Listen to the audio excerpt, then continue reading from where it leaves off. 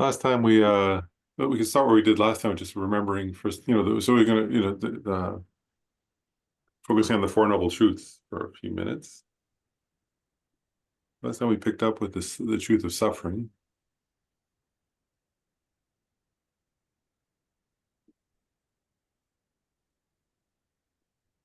There, just briefly, right, there are many lists of different ways to contemplate the truth of suffering, but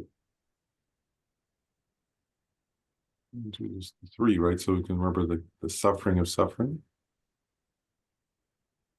which is very extensive, obviously. That's not hidden. You can all see that. The suffering of change,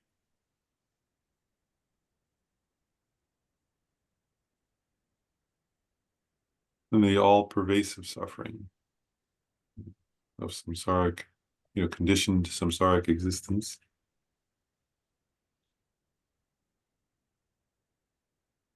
And if we contemplate those even a little, it becomes quite clear that there's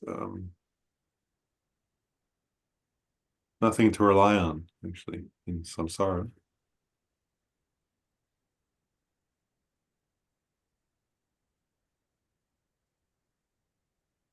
Nothing reliable,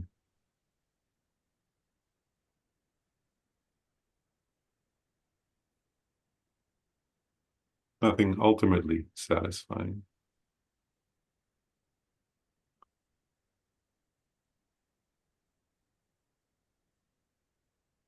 And so then we turn to, so what's the cause of that suffering? What's my own understanding of the cause of all that suffering?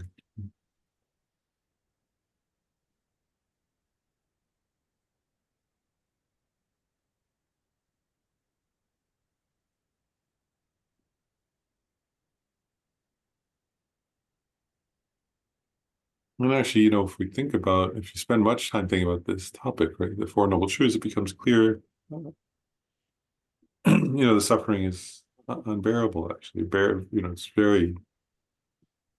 It's so many people experiencing loss, experiencing pain, experiencing illness, just the suffering of death, suffering, all the different kinds, anyway, so many kinds of suffering. So what's my understanding of the deep causes of suffering, cause of suffering?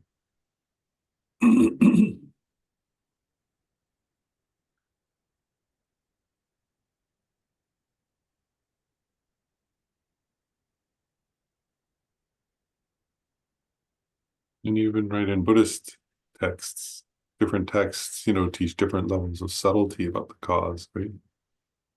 Some will say karma and the mental afflictions. Some emphasize craving or desire. Some say uh, it's ignorance, grasping at inherent existence. So what's my understanding of the cause of suffering?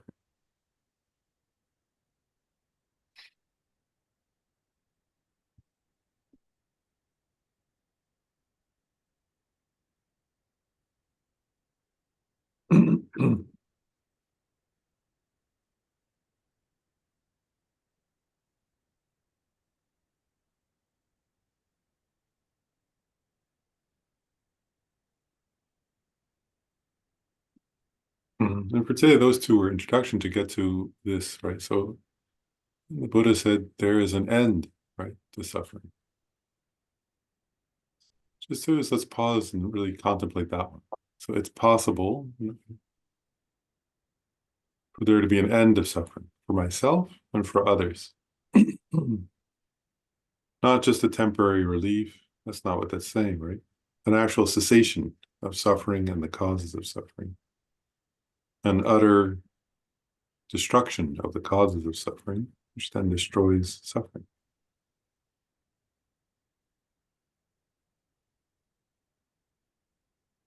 So what I want to ask is just to sit with that for a few minutes. Right? So what does that mean to me? Do I believe that's possible? Right? That I could actually not just have a good day. That's not what you're saying, right? Or not have a good moment or a good week.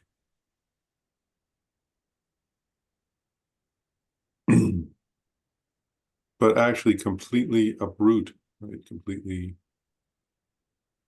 burn up the cause of suffering, and therefore thereby achieve liberation, emerging from suffering into a different state, different way of being. That's freedom from suffering, liberation from suffering.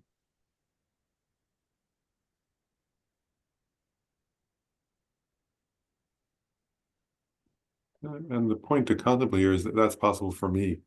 And for the people, like, no.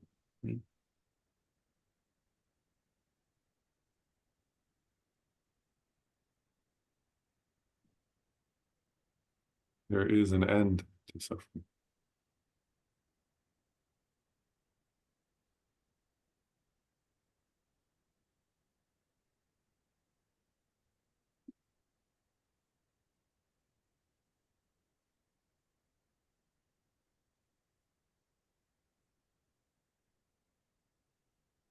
An utter and permanent pacification, peace.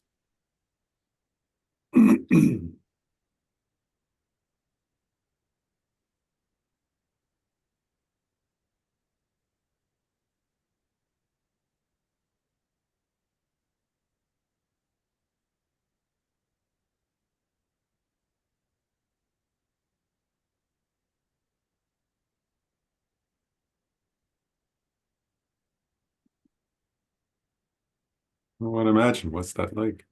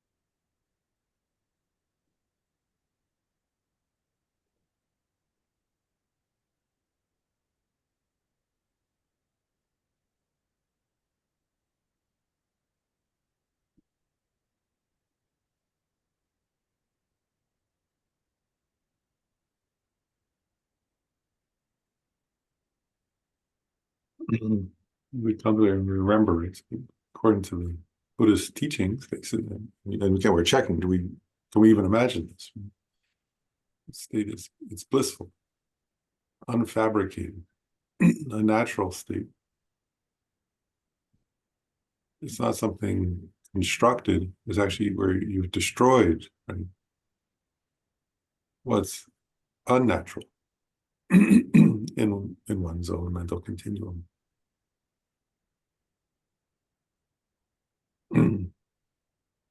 Eliminated all the things that block freedom, liberation, bliss, joy.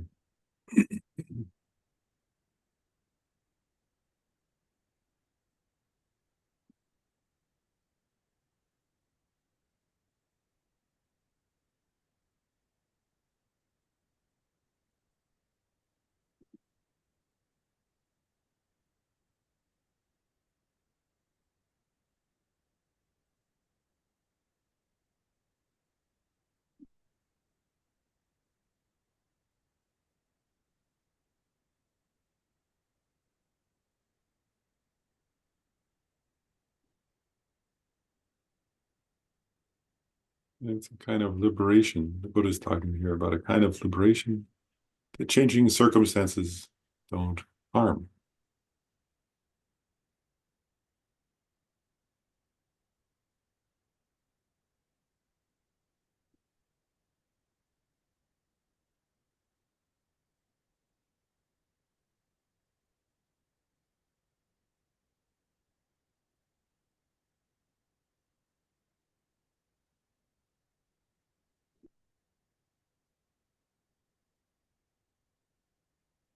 Mm.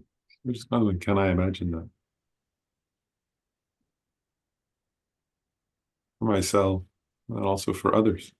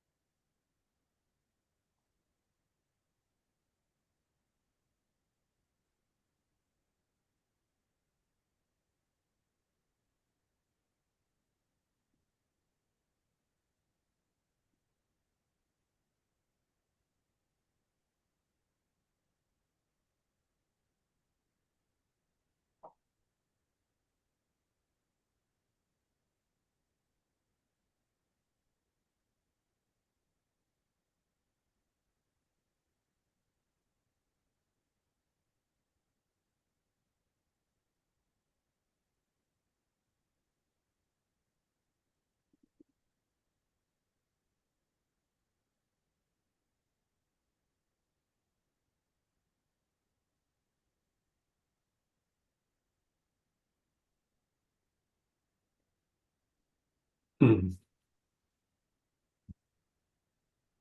in a moment, I'm going to recite the verse once of refuge and bodhicitta. And as I do so, I just want to let's contemplate the verse in this way, though, right? That the Buddha is somebody who has achieved such a cessation of suffering, right? And who teaches a path to actually the Dharma. One aspect of the Dharma is cessation, actually. And sometimes we think of the Dharma as the teachings, actually, but really one profound meaning of Dharma is the is that liberation, right? That freedom from suffering in the mind. Right now it's in the mind of other beings, and eventually it'll be in my mind. So that's an actual refuge. And the Sangha are those who have achieved, uh, either achieved that or achieved or are well on their way to achieving that.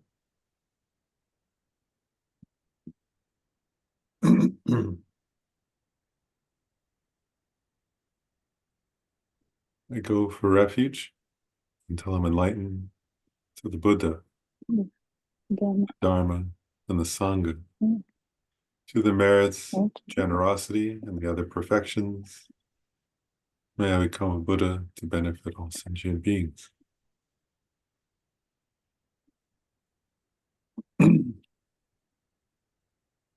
So we can even think, right? So the purpose, right? Why am I studying the 37 harmonies to enlightenment? It's actually for that, really, right? Is to achieve that freedom from suffering and then to help others achieve that, to offer a path, to offer a method to others. So I can't really offer that method, certainly not effectively until I achieve it myself. So I'm studying the 37 harmonies so that I can achieve that kind of cessation of suffering in order to offer all beings that freedom, that liberation, that bliss, that unfabricated, natural state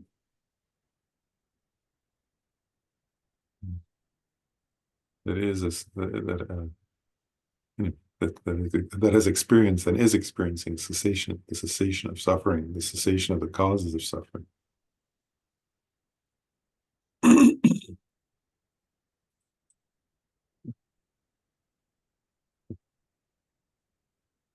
And then we're doing, right, we've been, let's pick up from last time, we were doing the seven branches of enlightenment, or seven, there's a different translation, the seven awakening factors. That's the, I said last time, I think that may be a better phrase, but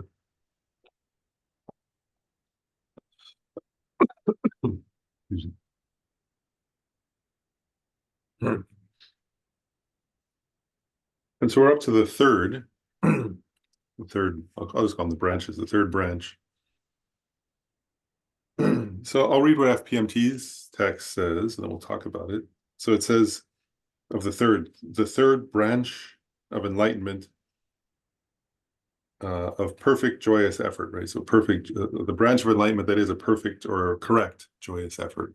And then it says this is the branch of definite emergence, for it is the joyous effort that one For it is with joyous effort that one distances oneself from the mundane levels.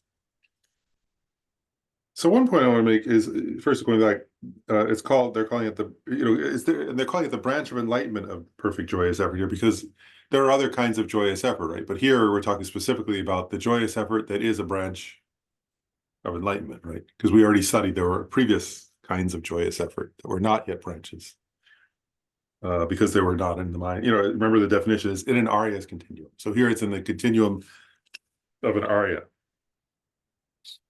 And we call it perfect, or we can call it correct, right? Correct joyous effort, I'm going to call it. So one point I want to make is why is it perfect or correct? Correct, I think is better. Again, I think it's easier for me in English, that's easier to grasp the meaning. Is actually, what is, we all make effort at things, right? And oftentimes our efforts are quite incorrect, right? We want to be happy. Actually, if you look around the world, right, ourselves and others, we're all making effort to try to be happy, right? And usually, most of the time, actually, what does Shanti Deva say? Although they want happiness, they destroy the very causes of happiness. Well, if they don't want suffering, they create the causes of suffering with great energy, actually, right? Which is horrifying to think about, actually, isn't it? I mean, that's not just a metaphor, is it? Like, if you look at what people are doing, including oneself, right? Like, we all want to be happy and don't want to suffer, but it's not correct effort, right? We make effort in a way that's actually tragic, because we think we're trying to create happiness, right? And we create so much suffering for ourselves and each other. So here it's correct joyous effort. Does that make sense? It's a joyous effort that's in line with reality, right?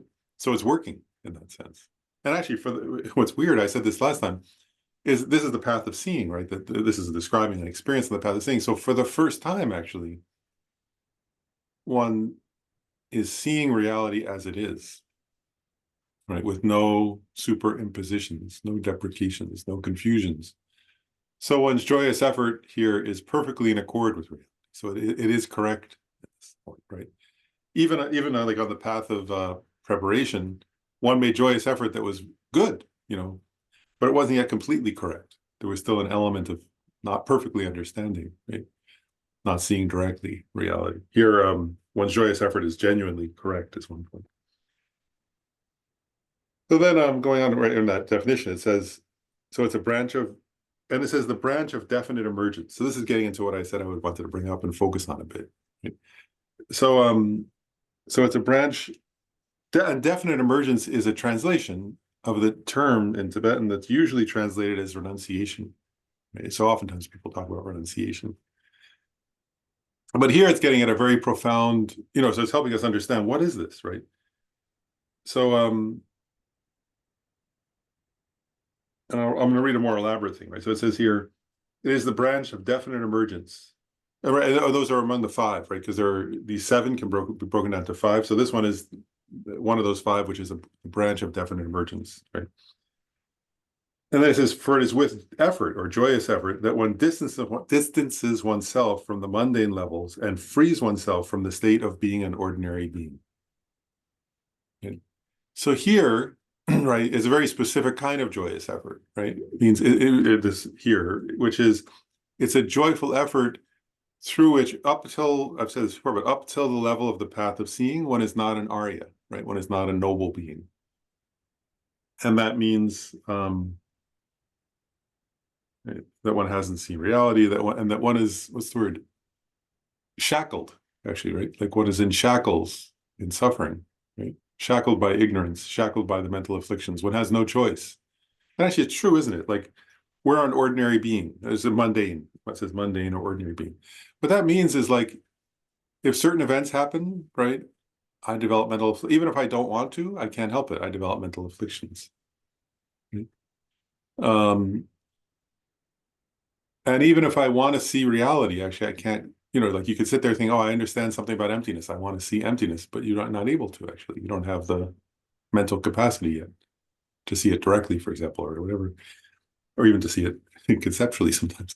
But here, this being has a joyous effort, right, that is freeing themselves. When it says free oneself from distance oneself or free oneself from the mundane levels, right? frees oneself from being an ordinary being. It's that, right?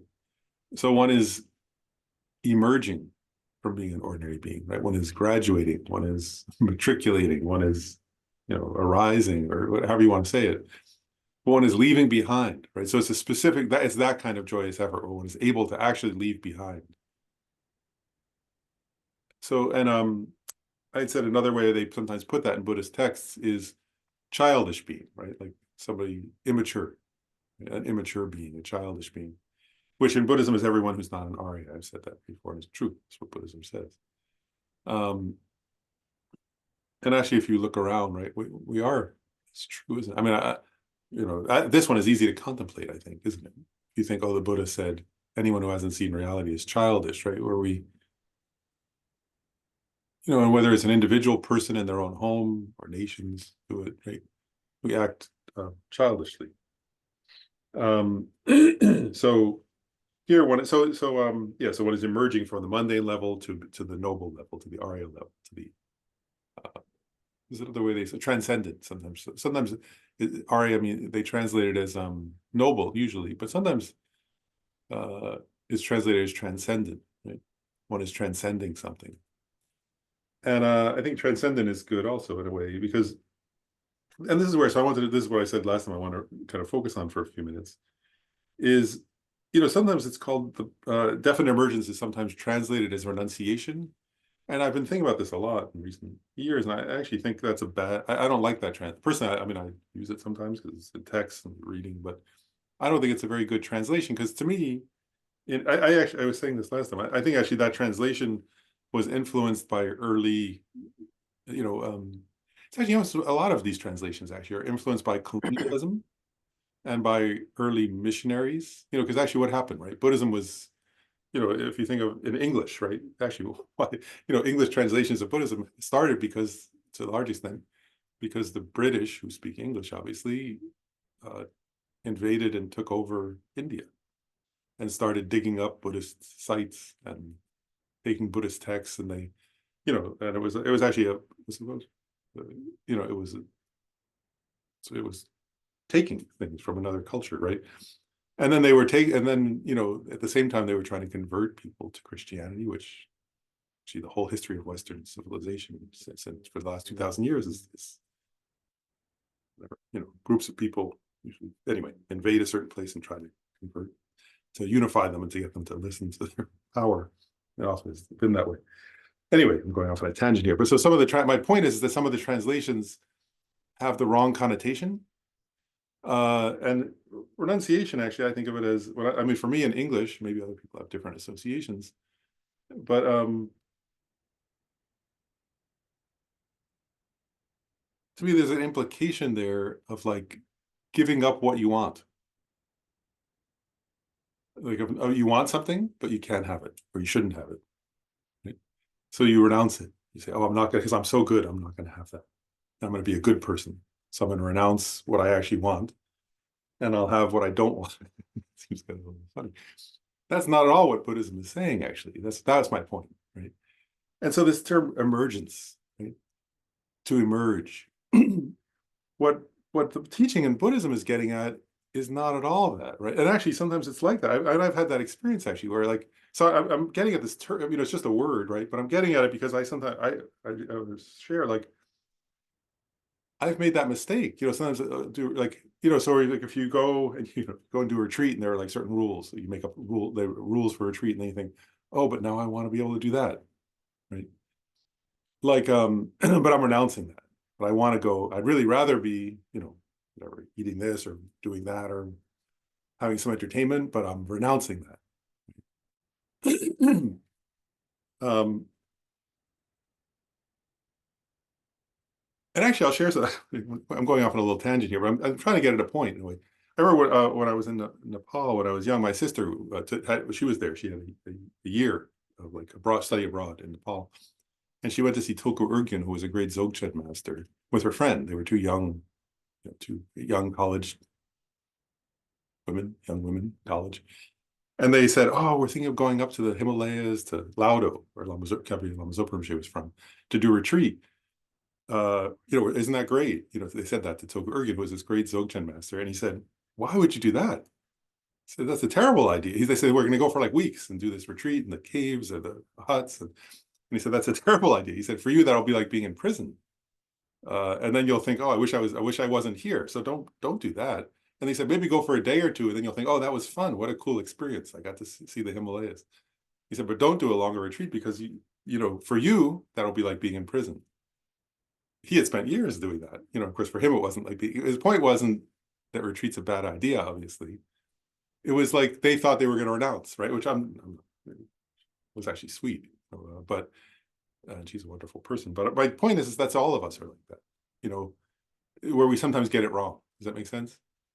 And that's not the correct approach. He was pointing out to her that's not the correct approach, right? In other words, you shouldn't feel like you're in prison. If you should feel like you finally have freedom, right? It's emergence. If you're emerging from something that's like a prison, it should be the exact opposite of that. If that makes sense, right? You should feel like you're being freed from prison, not like you're stepping into a prison. So that's why I think this renunciation implies something maybe like going into something not fun, which is the wrong understanding. So here, the point that's being made here in reference to definite emergence is it's in the context of the Four Noble Truths. Does that make sense? So in other words, if you've contemplated the Four Noble Truths and you're totally, so the experience of the person, right, where they have this experience of emergence, right, is that person has looked at the truth of suffering and been disillusioned. And by disillusioned, I mean, they no longer have the illusion, right? And they've come to understand what the cause of suffering is, right? So for the person like that, right, who's understood the Four Noble Truths a bit or somewhat, right? That person looks and says, I'm so sick of the cause of suffering. It's like what Lama Zopa used to say. He was describing his own experience of it, where he would say, it's like vomit. It's like somebody saying, oh, here, have it, here, taste this, and they hand you vomit to eat. You think, oh, that's disgusting, right? Like, how harmful, like we would feel that, right? If somebody handed you vomit, if you walked into a restaurant and some person brought you you wouldn't you would say, oh, I'm going to renounce that, right? Like, that's not the right idea. No, it's like, it's disgusting, actually. Who the hell would want that? Like that, right? So the idea here is you're emerging from what's contaminated, from what's miserable, right? From the cause of misery, right? From the cause of, and and it's not just your own, but you look around, right? And you see like all the misery in the world, right? You think, I am so tired of the cause of it. I have no interest in the cause of that. The cause of that is disgusting. It's horrifying. It's boring. It's miserable. See what I'm getting at? So you're looking at the cause of suffering, and you're thinking, I don't want anything to do with that because I'm so tired of suffering myself. I'm so tired of seeing others suffering. And so I mean, I don't know, see, to me, then that seems a little silly. So, if you see something that's the cause of utter misery, and you say, oh, I'm renouncing that. That seems a little funny to me, doesn't it?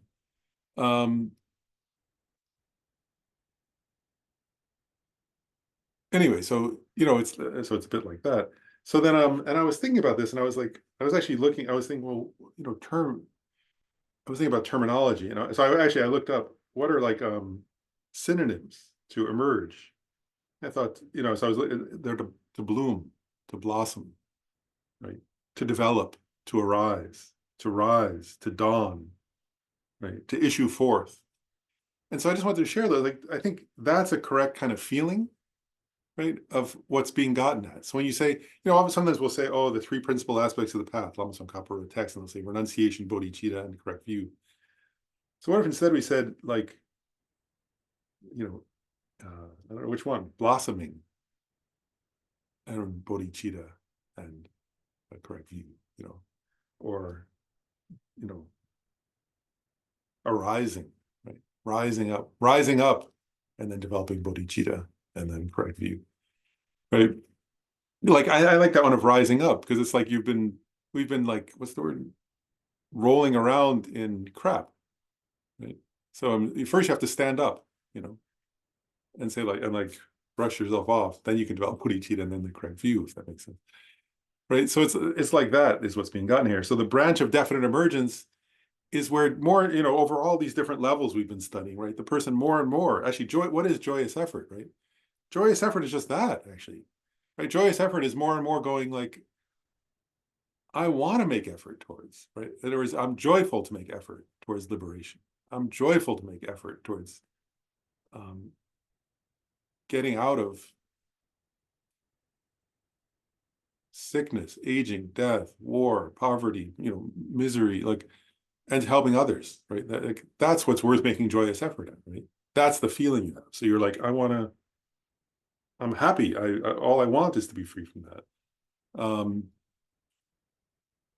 And knowing that that leads to bliss, right?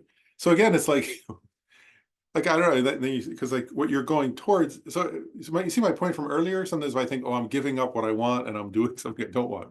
If I'm right, then there's a total misunderstanding, right? That's what Tulku Urgyen was getting at. That's what I'm suggesting is that if you're feeling that way, then you've completely got it opposite, right? You think, oh, if you feel like, oh, I'm giving up happiness and going towards unhappiness, then it's the opposite of joyous effort, actually, right? Because your understanding is backwards, totally backwards, then, right? And so if you have a correct understanding of the Four Noble Truths, then whatever you're doing should feel to you like what it is, right? Which is going from misery to bliss. And that's where you're headed, is towards bliss. And another point is that, and the path itself, well, there are difficulties on it and anything, um, but the path itself is a blissful path. Right? They say bodhisattvas go from bliss to bliss, from joy to joy. So all I'm pointing out is, so I think this word renunciation is tricky. Maybe doesn't give the right connotation. So where it says, to the branch of enlightenment that is effort, right, or joyous effort. So now go back. This is also called the branch of definite emergence. So you're making this effort, you're making this joyful effort that's an emerging, right? And you've been emerging all along the previous, right? The path of accumulation, the path of preparation has been a gradual process of emergence, of moving towards liberation. And here is a huge turning point where you're making this joyous effort where you're actually, and this is where transcending or transmuting, you would call it, right? Where you're making, at this level, you're finally making a joyous effort that's actually, what's the word? Distancing. What was the translation here? There's a definite emergence that distances oneself from the mundane level. So in this moment of the path of seeing, you're permanently distancing yourself. It's like if there's like a threshold, you're passing that threshold, and you're becoming an Arya being, right? A noble being, who, although you're not yet fully enlightened, you're no longer. One time I was talking to Kent Rimsh about this. I said, oh, that person is not Buddha yet, so they're still in samsara. And Kent, is that correct? I was asking him, and he said the Arya Bodhisattva. He had a very precise way to put it. He said they're still within samsara, but they're no longer a samsaric being. And what he meant, I asked what he meant. 100% sure. And he said that person, because samsaric beings, when they die, are reborn through the power of karma and mental afflictions. So that person, when they die, is reborn through the power of love and passion. So he said, so they're still within samsara in the sense that they are still engaging with beings in samsara, and they still have subtle mental afflictions that will be eliminated on the path of meditation. But they're no longer reborn. They don't have a body that's conditioned by karma and mental afflictions anymore. Right? Their bodies are now conditioned by love, conditioned by compassion. It was like that.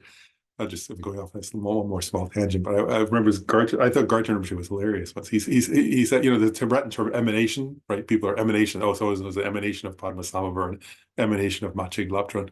And he said everybody's an emanation of something. He said some people are emanations of craving, some are emanations of hatred, some are emanations of pride. And then he said, of course, the goal is to be an emanation of love. So we're emanations of mental afflictions, of course. So we're anyway. So you get the idea here. So definite. I hope from now on, when you think about renunciation, you can think about it that way. Definite emergence, right? That we're rising up, we're getting up out of something horrifying, actually, into something beautiful. And each time I've been also mentioning that the analogy, right? The Buddhist texts give these analogies to the 7 objects, precious objects. So it says this one is likened to the precious horse, right? These are like, I said this last time, but these are like objects associated with royalty. And the previous ones were the precious wheel and the precious elephant. The precious elephant, right, was a symbol of like war, right? But it was, in this case, was overcoming mental afflictions. My point actually is not about royalty here, but I think a useful way for me personally, when I contemplate these 7 objects, is that they're images that get at the way we are in samsara, but they're being transmuted here into being symbols of progress towards enlightenment. Does that make sense? And so the precious horse, actually, it says here, it is this branch of enlightenment that is joyful effort is likened to the precious horse, which can travel very fast. Likewise, with effort, one will quickly actualize enlightenment.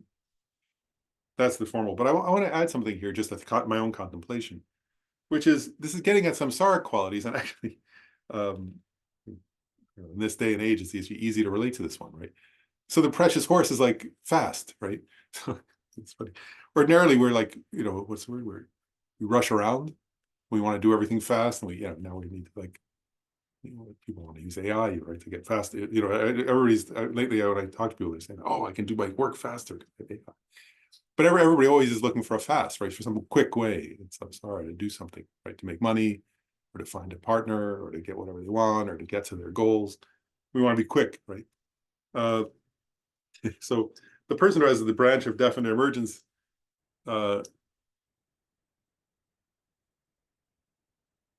isn't trying to be quick in that way, right? What they have definite emergence for, and their joyous effort is aimed towards, is enlightenment, right?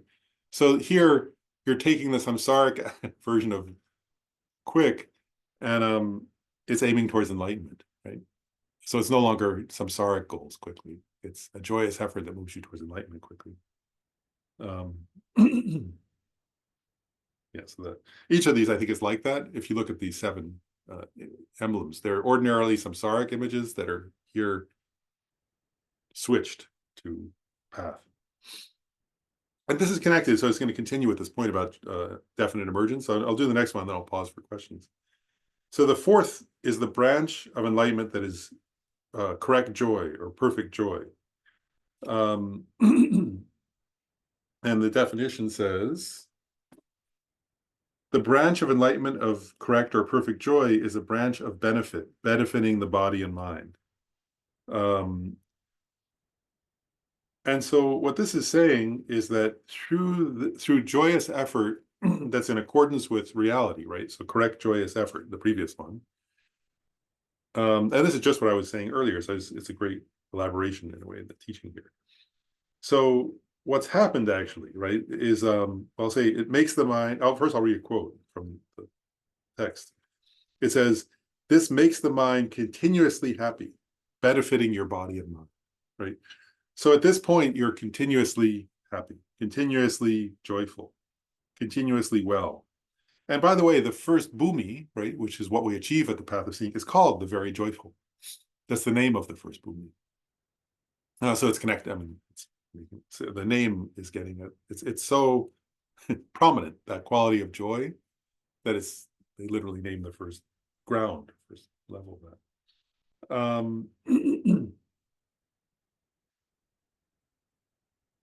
So and what they're saying here, it benefits the body and mind. So they're saying both your body and your mind feel joy, feel happy, feel well, feel bliss. And in a more elaborate explanation, the person has developed samadhi, right? A meditative concentration. That led to bliss and pliancy, and there's physical bliss and pliancy and mental bliss and pliancy. And pliancy is a kind of bliss, right? So it's a physical sense of bliss and also a mental sense of bliss. And then along with those, you have a physical sense of pliancy. Pliancy is like flexibility, where you can apply. Some teachings say it's like cotton, very light, and you can direct your mind and your body wherever you want. And yesterday I was thinking about this because I was funny. I had like a somewhat stressful work week, and I was like I wanted to meditate. And I was like, it was like that feeling of like, sluggish, right? It was feeling of sluggishness. And I was like, that's the opposite of pliancy, right? Like pliancy is the opposite, where you like, I was like, oh, I want to meditate on this, but my mind is not clear and it's not light. It's hard to direct it. So pliancy is where as soon as you want to direct your body or your mind to something, you can do it, right? So that samadhi that you've achieved at this level, right, leads to a kind of bliss and pliancy. Those are a product of meditative concentration. And that bliss and pliancy at this level, you're applying those, right, that flexibility and that blissful mind and that concentration, you're applying it to your meditation on emptiness, right, on the correct view of reality that that you do realize directly. And that leads to joy and benefit to your body and mind, which are continuous at this level, right? A continuous kind of state of mental and physical joy and bliss. Right. So again, I want to go back. Like now it just seems funny, right? Because because what I want to go back to the word renunciation. So I don't know. I tell you, I mean, you can disagree, or maybe if a word has a different connotation for you, that's fine. But so it's like, I can't say without laughing. Like, so, at this level, right, it's making it very clear the meaning of renunciation. So you're renouncing misery for that.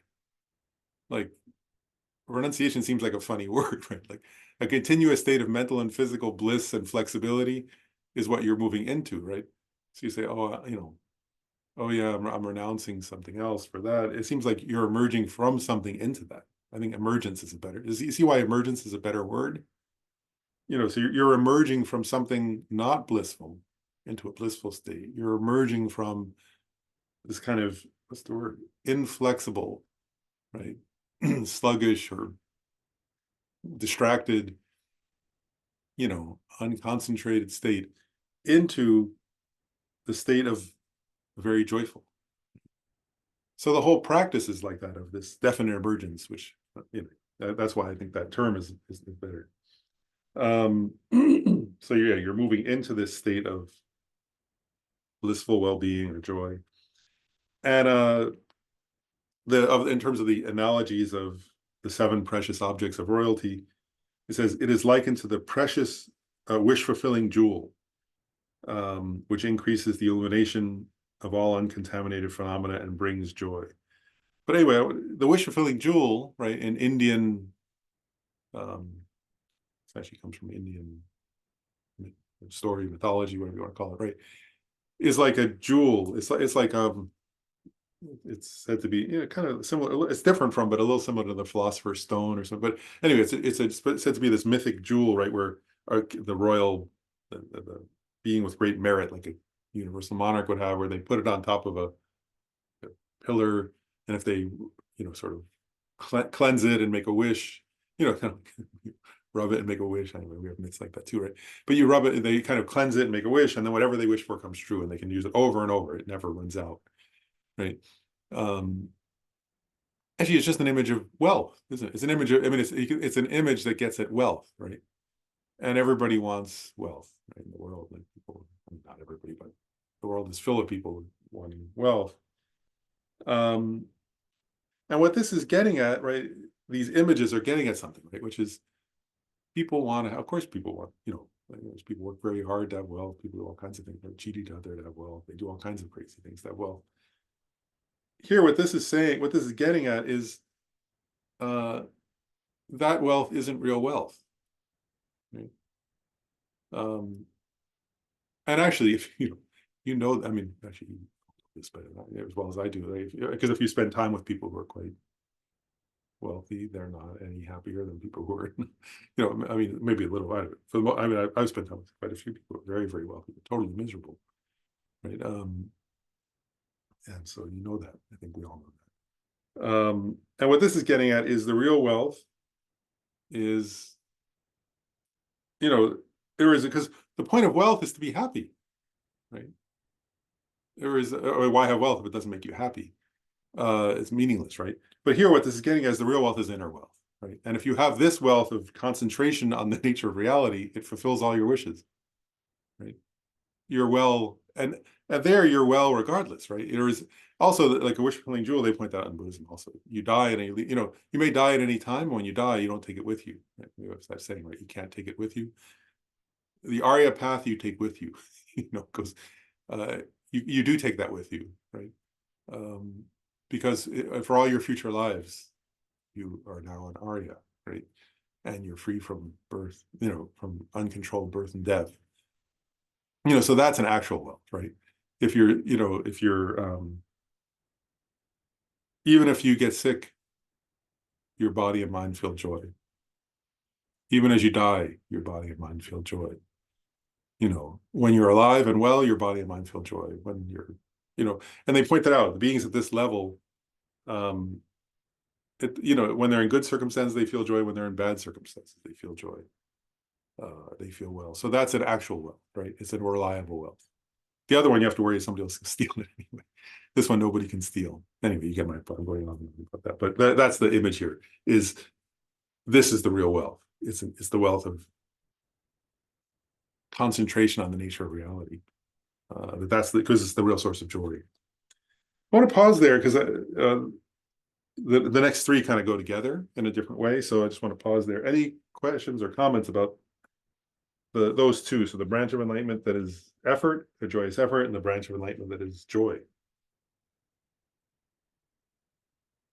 Ryan. I guess it's a comment. We're talking about. I think I misunderstood renunciation for a long, long, long time, because but it's so much clearer today. So first, thanks for this discussion, because I totally agree with definite emergence being a better way of framing it. Renunciation always struck me as sounding like asceticism. Yeah. And in the story of Siddhartha, right? He travels with the ascetics for a while. He doesn't eat. They self-mortify. They do things. And renouncing the comfort, renouncing food, those types of things. But where does he go from there, right? He leaves them and founds the middle way, right? And so to me, like renunciation always kind of uh clash with that, I guess, as an English understanding. And I think the term renunciation makes a lot of sense if you're an Arya, and you're renouncing the suffering of samsara for these positive for pure joy. But from our childish being perspective, renunciation sounds like asceticism. And so I like the maybe it doesn't have it, maybe it probably, I'm sure it doesn't carry the same connotation in Tibetan or in Sanskrit, but for the English speaker, this was really helpful. So thank you. Oh, thanks. Rob. For me, the idea of renunciation is when we're not completely convinced. We keep going back. We keep going back because no, maybe I just didn't do it quite right, or maybe it's this time it'll be. And then in terms of emergence, it's this idea of I really want out. Like that's when you're in the burning house and you're desperate to find the way. So the emergence, like emerging from a dark cave into light. So it's degrees of understanding, maybe. Yeah. And so, but like you say, you can't renounce things until you're completely ready to, more or less, because you're not convinced that you're not going to find any joy from this realm. But I really love that you're sort of tweezing out, the process. Maybe for an Arya being, for sure, they don't need renunciation. They're like all about the emergence. So thank you. I really love this conversation. Oh, Jen, go ahead. I thank you as well. That completely clarifies so much, because renunciation is such a medieval concept connected to sin. And even if there is a pure meaning to it, I don't carry that within my being. You say renunciation and suddenly I'm in a very dark place. Whereas emergence, blossoming, it explains why we have so many flowers on the altar and why, emerging out of something into something else really helps focus and clear up a misconception for me. And I thank you for it. I was really looking forward to hear what your take was on that word. So yay. And then Frank.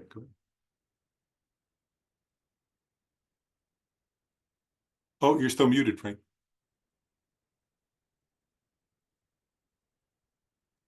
Sorry. Oh, there. Yeah, thanks. I think a lot of translators and practitioners have struggled with the term renunciation. And if I'm not mistaken, some others have come up with the spirit of enlightenment. Have you heard that as an alternative? That I've seen sometimes as a translation of bodhicitta, spirit of enlightenment, or mind of enlightenment. Oh, maybe I'm mistaken. Yeah. Okay. That was another term that you use, but yeah, but I think when over time, renunciation for me was renunciation of samsara. I think Ryan alluded to that. Maybe if you're at an Arya level, but so would that be a more appropriate interpretation of renunciation, that you're basically samsara, you're renouncing samsara? That is correct. I know what I realize is, like, when I've used that term, renunciation of samsara, and what I realized, just as me, probably my own, well, it is my own delusion, to be honest. It's totally clear. But like sometimes if I say, like, it's funny if I say renunciation of samsara, it reminds me of when I was a kid, and like my parents would say, like, oh, like, I don't know, you have to go to bed now, and I'd be like, oh, but I want to stay up, or like, I don't know, I was, you can't stay up that late, and I'm like, oh, but I want to stay up, but I have to go to bed. It's like, it's childish. It's like, yeah, I'm renouncing that, but I still want that. You know what I mean? That, for me, that's like, in my mind, which is what Robin was getting at. When I think of it that way, when I say to myself, oh, I'm going to renounce samsara, if I'm honest with myself, in the back of my mind, there's some feeling of, oh, but I'm renouncing, the thing I want. And so for me, when I think of it, maybe, I don't know, it is like Jan said, maybe I have that medieval association to renunciation. I think of like some some cloistered monk or nun who, kind of is not very happy or something, which is not, which actually isn't, that's my wrong understanding of who that monk or nun should be, or they should be joyful if they're, whatever, like, but anyway, I'm going on and on, but yeah, so I think you're right, though. It is a renunciation of samsara, but it feels different if I say emerging, an emergence from samsara. That feels different for me. So anyway, I don't know. To me, it's good to contemplate, I guess is all I'm saying. What terms are, or arising from samsara. I'm just saying, I'm suggesting we can play with the words and see what works for us, maybe. And then John has his hand up. Yeah, I especially like the word definite here, indefinite emergence, because it's by virtue of it's becoming an Arya, finally seeing reality as it is, instead of projecting our contaminated concepts onto it, that we thereby have the wisdom and the fortitude to actually achieve that emergence. Because prior to that, even though we've studied the ideas conceptually and agree that, there's no certainty in samsara, there's up and down, you keep going from one rebirth to another, etc. You buy into that, but at the same time, at least in my case, there's this notion that, well, I can fix that. I can fix samsara. And I think that once we actually see, the suchness of how things exist, including our aggregates, that we have again, the wisdom and the fortitude to actually pull it off. And I think, to me, that's what the significance of the path of habituation or the path of meditation is that we're using that wisdom to clean up our act, to actually purify our aggregates. And again, I like that movement from the third to the fourth branch, from joyous effort to perfect joy. Because in joyous effort, when we're distancing ourselves from the eight worldly dharmas and so on, there's still definitely effort involved, to do that cleanup act. And then as it progresses, it's just that state of a samadhi-like mind that is joyful just becomes more and more prominent and consistent in our experience, as we're purifying the aggregates. So, yeah, great discussion, very clarifying. So much, John. That was interesting. Interesting reflection. Everybody's reflection has actually been quite interesting. Actually, John, for what it's worth, also actually it was funny when you somehow I looked at Wilhelmina when you said definite, and I was thinking, first of all, I think what you said is correct at the level of the path of seeing. But then I looked at Wilhelmina. I remember times where you would say to me about something, various topics. Sometimes you would say, "I'm done," with something, something that was like a cause of suffering. So I'm done. You had this way of saying it sometimes with me, and I would say, "Oh wow, she's done. She's serious. That one's over. Whatever that was suffering was, she's done with it, and I get it." Mhm. And I was thinking, like, I like your point, John, about definite. I mean, at the level of an aria, of course, there's a definite that emergence really is definite. But even at the previous, my point, I was thinking of your comment, Wilhelmina, it made me think, wow, there are moments of clarity also before that, right? Where you're done with some aspect at least of Yeah. engaging with some, and you say, I'm done with that one. I'm ready to move on. And Yeah, that momentum builds, right? yeah, We one of my lamas in the past expressed it like when we finally achieve the path of seeing, that we step onto the escalator, and we're definitely on the way out. So yeah, that's good. There's, Oh, sorry, go ahead. I was just going to say one more element of it Okay. is also when we're talking about taking vows, Mm.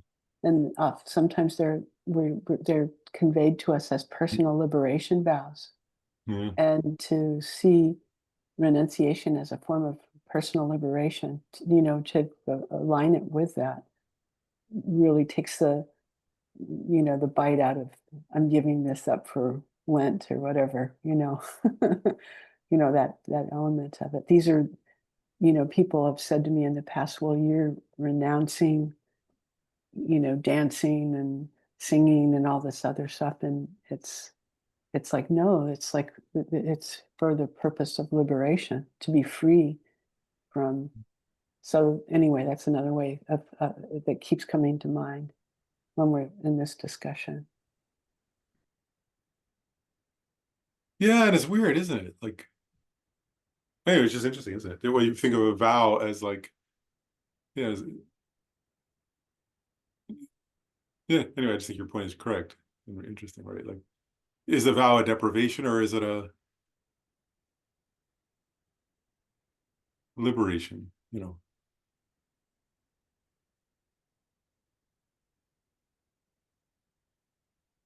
It's kind of funny, actually. Just one last point about it. It's funny, isn't it? Like, if I say I vow not to murder anybody, actually, for sure, there are places where that would say, "Oh, you're giving up the right to murder. That's terrible."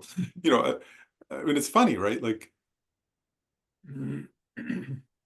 anyway, it is funny. Isn't it? Oh, I was going to share one. What you all were sharing made me think of something. I was reading this. I'm reading this book lately about Kunu Lama Tenzin Gyaltsen, who was one of the Dalai Lama's teachers. It was like it's by a scholar, and renunciation was in the title. But anyway, I was interested in him because he was a great practitioner of bodhicitta, and so I started reading the book, and the author, who's Western and good scholar, anyway, was getting it. She kept describing him as a renunciate, using that term renunciation. And then she would say these things, and it's so funny. It just made me laugh because it would describe these situations where he'd be like staying somewhere, and then he would just like I don't know, let's say he was also a great scholar of Sanskrit, and so like a king or queen, it was a queen, I think, would said, "Please come and teach Sanskrit at the palace."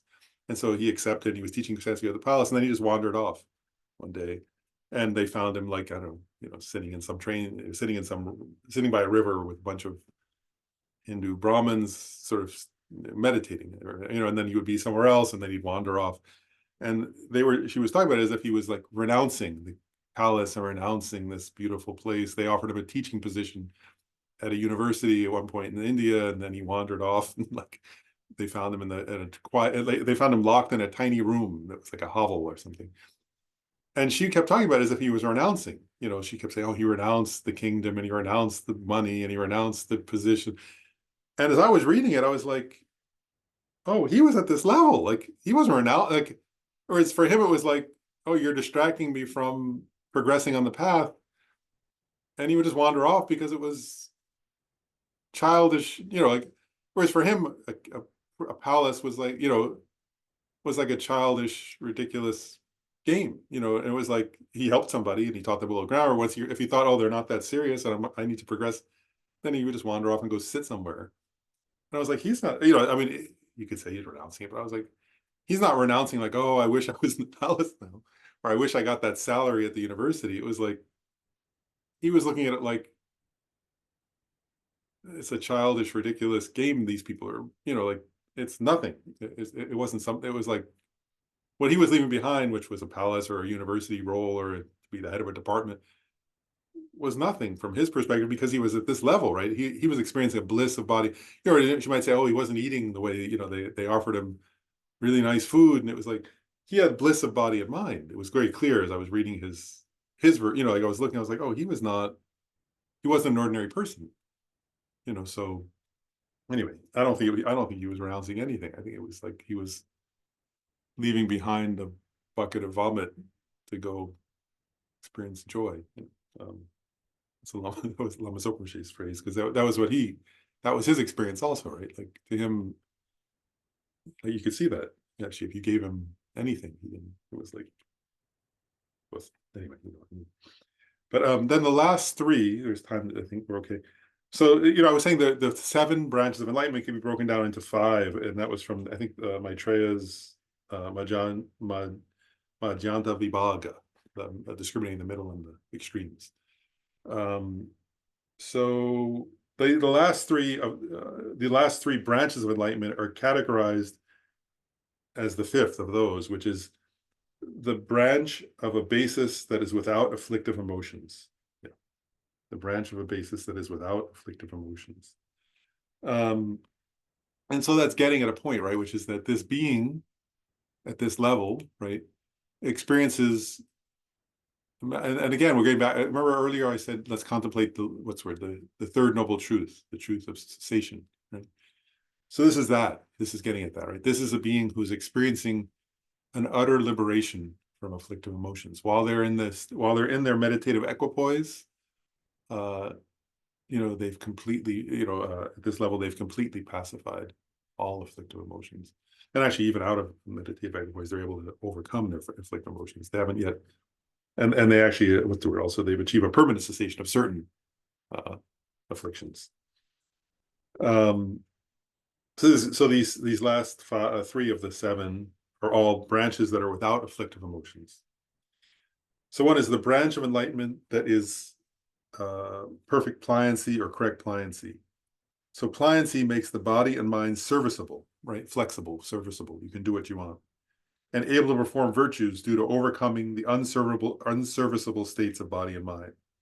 Hence, it is the branch of a basis that is without affliction. So this is getting at that this person has a kind of pliancy and a lightness, a flexibility, an ability to apply their mind to whatever virtue they want, whenever they want, right? So it is called a branch that is without affliction of emotions, since that is similar to pliancy, which makes the body and mind serviceable and able to perform virtue due to overcoming unservable states of body and mind. Anyway, it's just getting at the same point that. So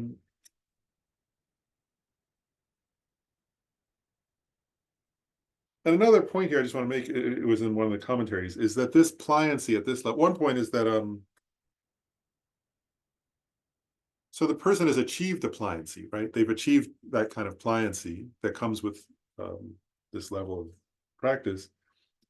And at this point, the person is, because they can apply their body and mind to any kind of virtue, here they're applying it to understanding the Four Noble Truths in general, and particularly understanding emptiness, right?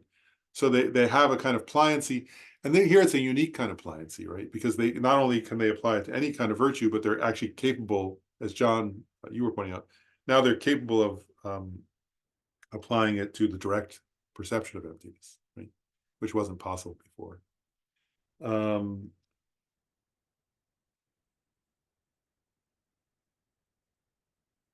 And it's connected to joy also, in the sense that one of the commentaries said, the mind and the body are made flexible and pliant and blissful, so they're capable of engaging in virtue. So the joy and the joy from the previous one is connected to the pliancy here. But here the pliancy is emphasized as a branch free from afflictive emotions, because they're applying that pliancy to the understanding of emptiness, right? Which is free from afflictive emotions and liberates from afflictive emotions. And they made a point, pliancy by itself doesn't abandon the afflictions, but it leads to and supports that Arya's realization, which does then overcome mental afflictions, right? So from a technical point of view, pliancy itself is not what liberates you, but you use that pliancy to apply it to your understanding of emptiness, and that does liberate.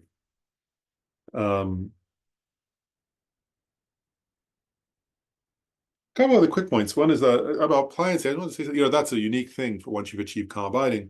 But one time, Gyume Khyentse pointed something out, which is as you practice calm abiding, at each level, actually, you'll see you'll notice this yourself, right?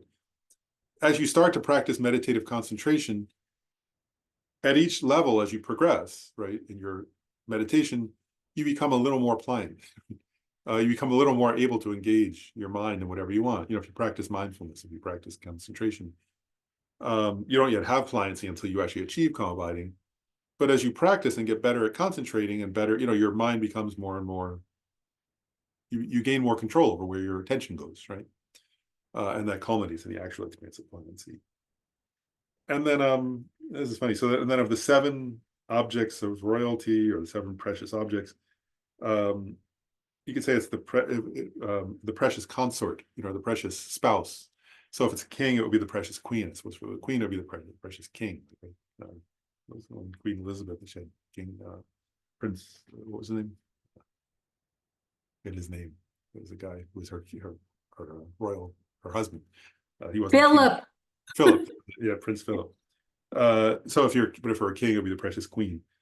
And actually, what that's getting at, really, it's funny, is people want a spouse, and in particular here, it's getting at sex. Actually, people want bliss, right? People want the bliss of sex, so it's saying through pliancy, one is able to experience uncontaminated bliss of the actual uncontaminated bliss of understanding the reality, right?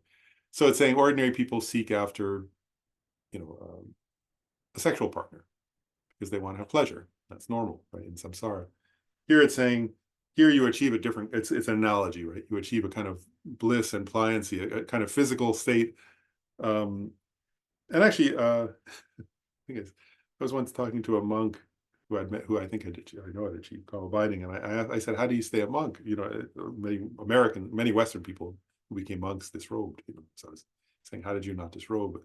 And he said, well, if you achieve I think he said even the 7th level of calm abiding, it's much less than 9th. It's much more pleasurable than any physical pleasures of samsara. So it's not difficult, so it's getting to this point of renunciation, right? If you're not experiencing the pleasure of meditation, then you might be wanting samsaric pleasure. But he was pointing out, if you achieve calm abiding, and then you say to somebody like that, oh, why don't you go have the pleasure of physical intimacy? Say, well, this is more pleasurable than that. Like, why would you go? Why would I distract myself from something more pleasurable, do something less pleasurable? So this is similar to that, but it's more exalted here because it's actually meditative concentration on emptiness. So it's getting at all the things ordinary people usually crave after, and it's flipping it to, here's how you achieve it. On this level, you achieve that on an inner level. Then the 6th is the branch of enlightenment that is correct or perfect meditative stabilization, samadhi, right? This is the branch of foundation that is without affliction, because with meditative stabilization, one generates a perfect wisdom that abandons the afflictions. Or another, it says, it is the branch of meditative stabilization that destroys the afflictions. So it abides without afflictive emotions. So here, what they're getting at is, the person on this level has already achieved calm abiding and samadhi, right? But here, it's a unique samadhi, right? So it's a unique meditative concentration that, what do you call it? The uninterrupted path, right? So it's a meditative stabilization that enters that through which one, so one focuses on, actually, one way of thinking of it is this, is at the end of the path of preparation, right? There's something called the supreme, remember there were 4 levels of the path of preparation. The last of them is called the supreme mundane dharma, right? So that one, meaning, why is it called the supreme mundane dharma, right? The person is meditating on emptiness with a very thin veil towards still remaining of conceptuality, right? To realizing emptiness in a totally non-conceptual direct perception. So it's still mundane, right? It's still not an Arya, right? It's still a being who's not an Arya, who's an ordinary being, right? But they're the supreme in the sense that that's the top level, right? I said there's a threshold. That supreme mundane dharma is like the threshold, right? So when one has achieved that level, one is on that level, right? Where one has been meditating on emptiness, a correct understanding of emptiness, right? Conceptually, with shamatha, with calm abiding. And one enters that samadhi over and over. And at the level of the supreme mundane dharma, one enters that samadhi, right, state that's realizing emptiness conceptually, and then one breaks through the conceptuality, right? And one achieves the direct perception of emptiness on the path, which is the path of seeing at that point, right? And so this is that, right? This is that kind of meditative stabilization. It's a meditative stabilization that has the power to directly perceive emptiness. And then, so I guess one thing I'll say is this phrase, it abandons the afflictions.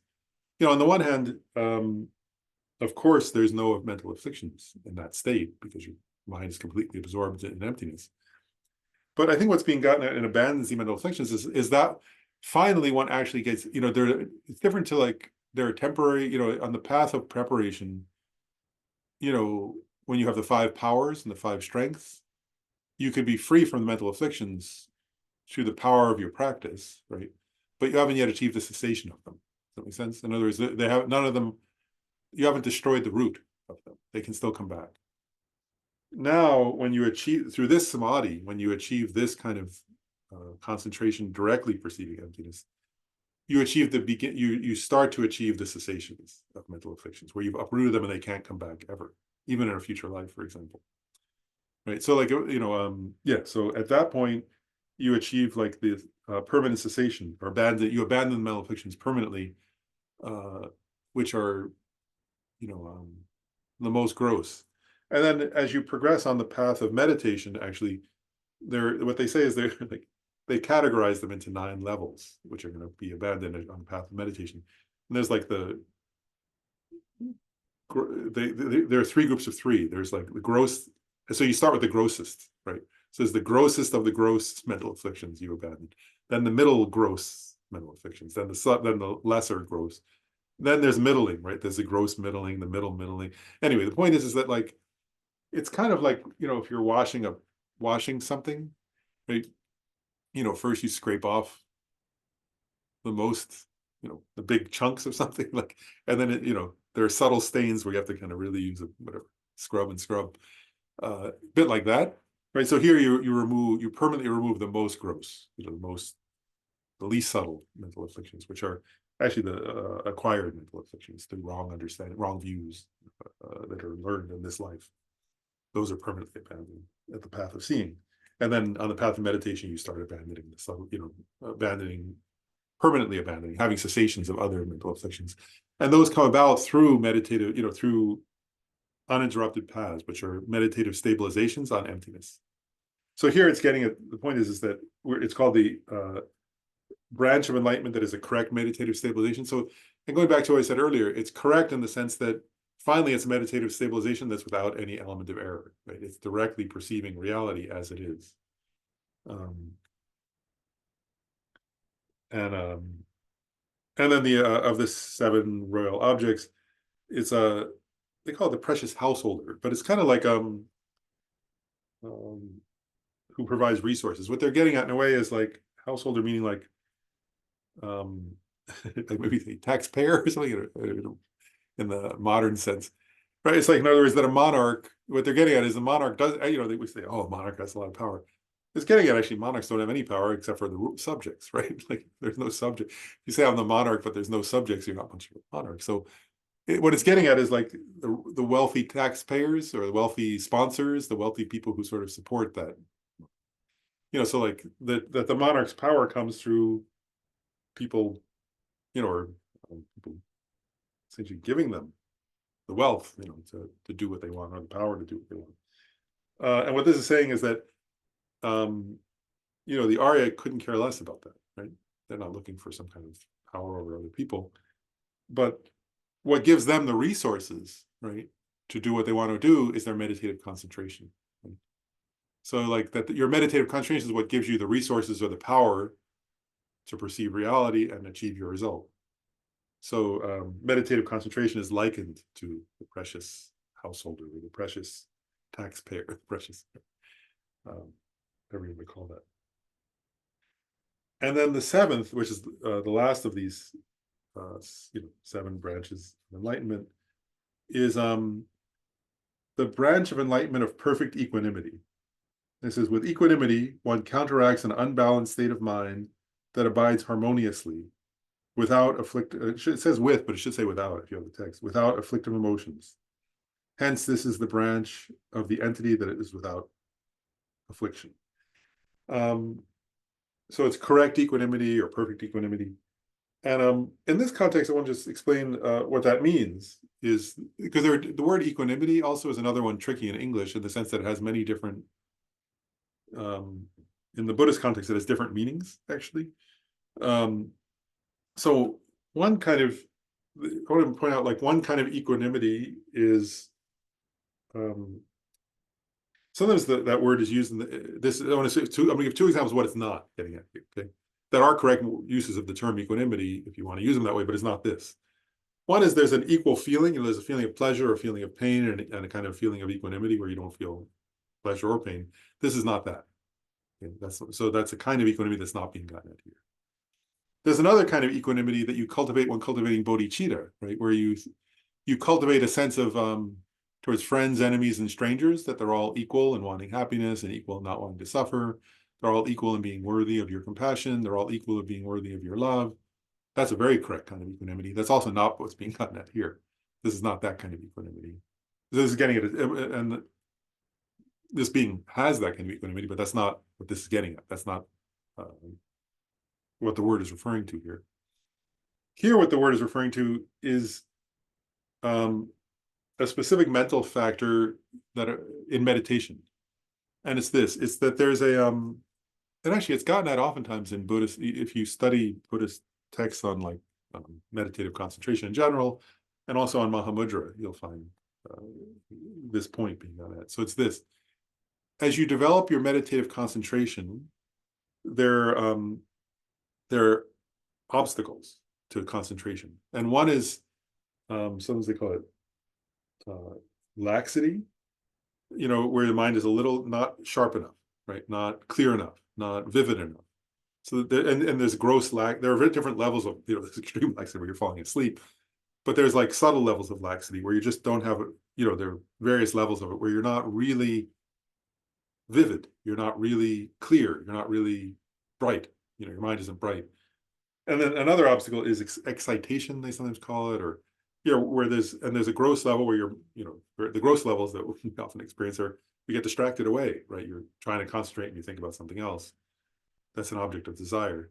But there are subtle levels of excitation where your mind's a little too excited and a little, even you're holding the object, but your mind is kind of a little agitated or a little a little agitated, a little excited, a little almost ready to jump away, or then, and just slightly agitated, or slightly what's the word, like water that's not quite clear, like you want the water to be like a reflective, but it's like a little bit turbid, maybe. And you have to apply antidotes to it. If you are developing meditative concentration, if your mind's too excited, you have to calm it, right? If your mind's too lax, you need to make it more alert. And so you apply antidotes, and you keep doing that, like fine tuning a guitar string, right, to get it just in tune as you're developing concentration. And you won't make progress if you don't apply antidotes. Does that make sense? Up to a certain point, you need to keep applying antidotes, otherwise you'll just stay in a state that's a little too excited or a little too dull, and you won't progress to samadhi.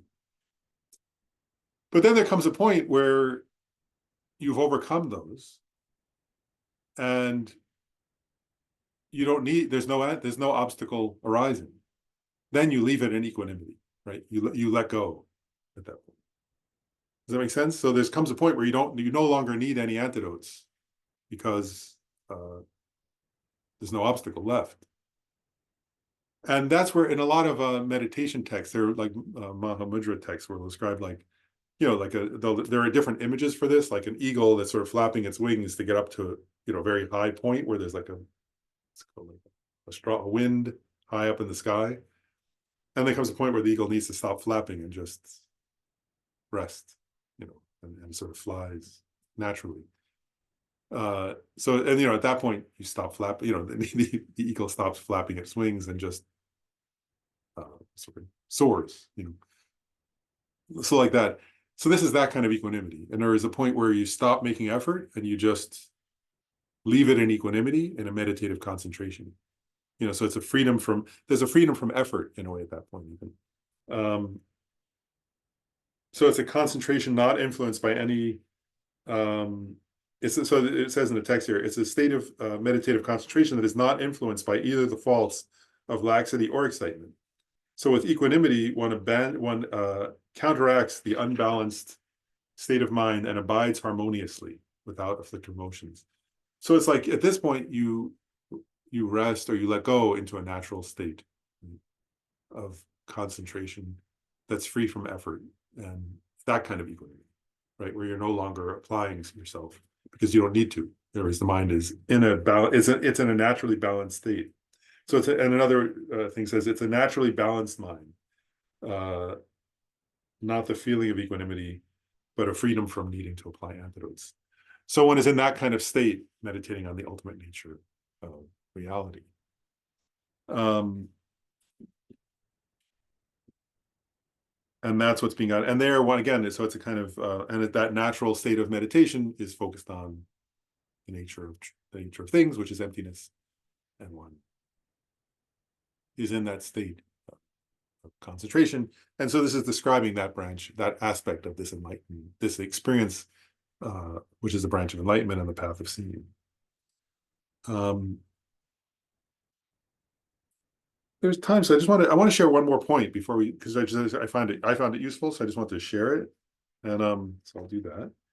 Which is two different sutras as they talk about the 7 branches of enlightenment. One is a Mahayana sutra called the Sutra on the 10 Grounds. I think it's called Dasa Bhumika Sutra, the Sutra of the 10 Grounds, or 10 Bhumis.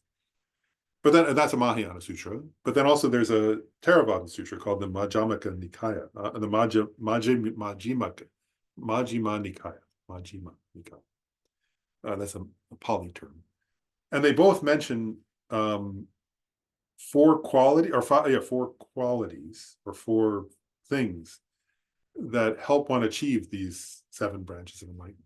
So the practitioner engages with these, or they're connected to these 7 branches.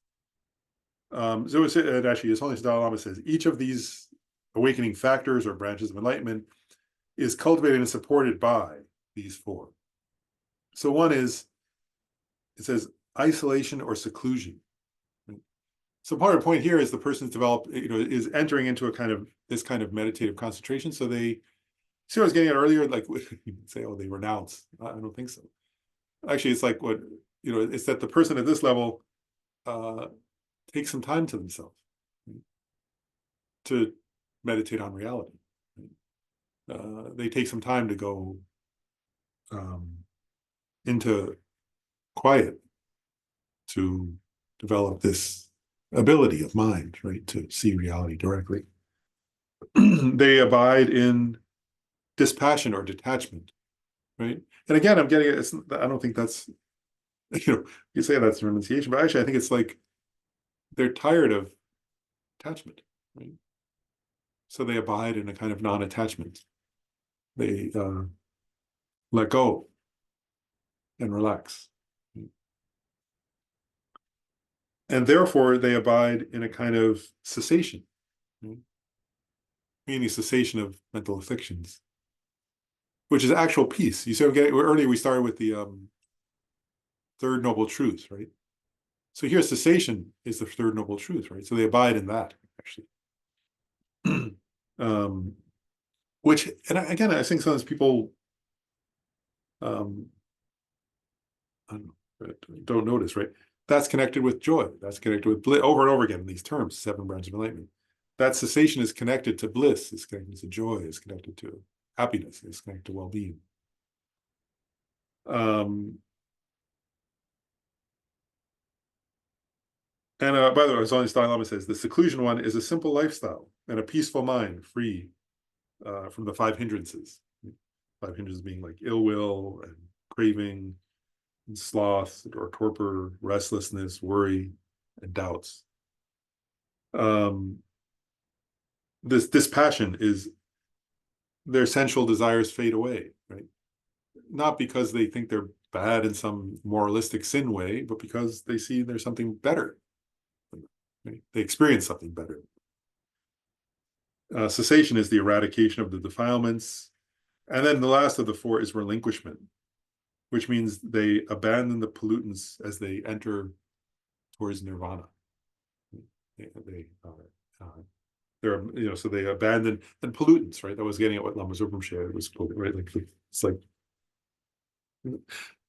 anything less than that feels polluted because it is polluted by mental afflictions. So they're leaving behind the pollution of the mental afflictions as they go towards nirvana, which is peace. So anyway, that's a kind of, I'm going to stop in a minute, but so that, that's a kind of explanation or overview of these 7 branches of enlightenment. And then I want to mention a couple things, which are, so we have 2 classes scheduled for next month, right? Yeah, September. And those will cover the 8, they call it in the text here, it's called the 8 branches of the Arya's paths, right? So these are, these, on the one hand, sometimes they're called the 8 noble, and actually these are common ones, the eightfold noble path, they sometimes call it, or here are the 8 branches of the Arya's paths, right? Noble Arya, right? So, and those are we'll cover them in various angles. Like we can all practice them now. Like, one of them, people know these, right? The one is correct livelihood and so on. These are like, correct mindfulness, correct meditative stabilization, correct view, correct thought, correct speech. Anyway, these are commonly taught, in the Theravadan tradition and the Mahayana tradition. And in this context of the 37 harmonies, they're where it says correct branches or noble, of the Aryas or the noble beings, right?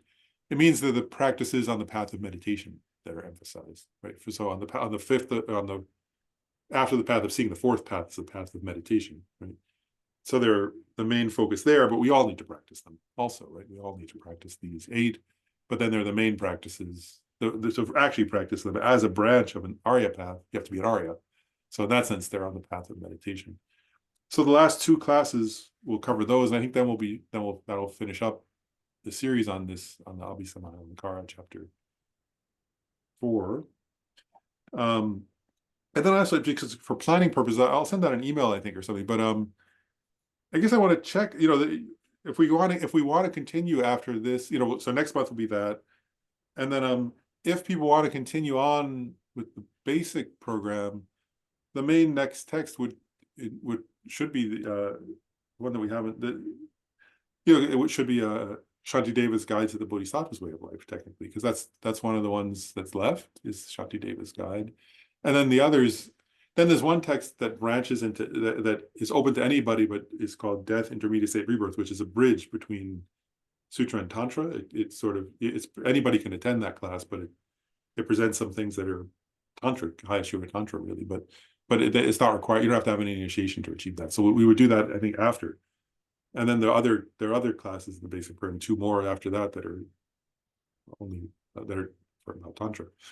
So so really, if we want to continue with the I just wanted to say that if we want to continue, if people want to continue with the basic program, the next one really would be Shantideva. So I don't know, and people can think about it. I don't want to, so people can take time, but if we'll do it if people are interested, I guess. If people aren't, then we don't need to. If people are interested, then we'll do Shantideva. But I wanted to mention that because it's sort of coming close to the end of this class, and maybe I'll send an email, or if you want, you can just email me telling me if you are interested, because I want to make sure people, I guess we'll have to start planning that if people are interested. So if there are enough people interested, then we'll do Shantideva's Guide to the Bodhisattva's Way of Life, which is a beautiful text. Actually, Dalai Lama says that's his favorite, right? Bodhicitta, yeah, his favorite text that explains the path of the Bodhisattvas. Yeah. And in general, I think that's true in most of the Tibetan tradition, that Shantideva's text is considered to be the best text teaching bodhicitta. I think most traditions say that.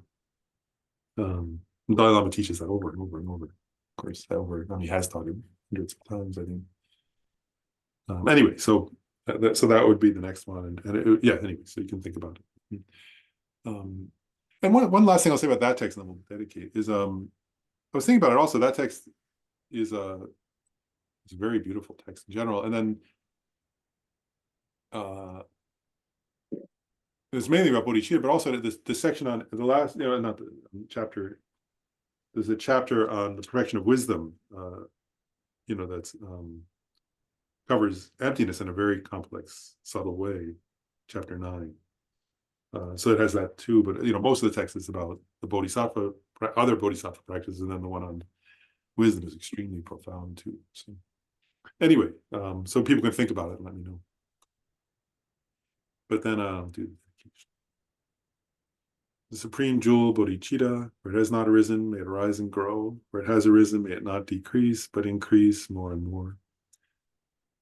In the snowy mountain paradise, you the source of good and happiness, all-powerful Chenrezig Tenzin Gyatso, please remain until samsara ends. Dedicate all these merits, which are really labeled totally empty from their own side, so that the I, who is merely labeled totally empty from its own side, may achieve Buddha's enlightenment, which is merely labeled totally empty from its own side, in order to lead all sentient beings who are merely labeled totally empty from their own side to the state of enlightenment as quickly as possible. And particularly through these merits of studying the 7 branches, 7 branches of enlightenment, may all of us quickly actualize those, achieving the path of seeing. Through this effort, may it ripen it, and all of us quickly achieving Mahayana path of seeing, and path of meditation as well, in order to then benefit all sentient beings by achieving Buddhahood as quickly as possible, so that we can reveal that, help others achieve those paths. And and through that, may all beings everywhere achieve the 7 branches of enlightenment. Thanks very much, Eric. Thank you, Lord. You're wonderful. Thank you very much. Thank you. Thank you.